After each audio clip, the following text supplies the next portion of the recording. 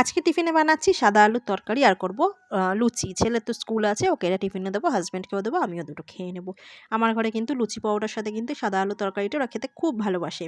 এর সাথে যদি একটু ফুলকপি দিতাম সেটাও ভালো লাগতো, কিন্তু যেহেতু দুপুরবেলা ভাবলাম একটু ফুলকপির পকোড়া করব, ওই জন্য শুধু আলু কড়াইশুঁটি দিয়ে একদম সাদামাটাভাবেই তরকারিটা করলাম। আর এখানে তো আটাও মেখে নিয়েছি, মানে একটু আটার পরিমাণটা বেশি দিয়েছিলাম, ময়দাটা অল্প ছিল। এটা দিয়ে করব লুচি। এদিকে তরকারি তো আমার হয়ে গেছে। ছেলের জামাকাপড় সব কিছু বিছানার উপর গুছিয়ে রেখে যাচ্ছি। ছেলে স্কুল যাওয়ার আগে হোক কিংবা হাসব্যান্ড ডিউটি, ওদের সমস্ত কিছু আমাকে এভাবে বিছানার উপর গুছিয়ে রেখে যেতে হয়, নাহলে এটা কোথায় ওটা কোথায় করে বাড়ি মাত করবে। তো এখন লুচিগুলো তো ভেজে নিচ্ছি, পাশে ওদিকে কাঁচা টমেটোর ডাল বসিয়েছিলাম। কাঁচা টমেটোর ডাল তার সাথে আর ফুলকপির পকোড়া, এটা কিন্তু আমাদের খুব প্রিয়।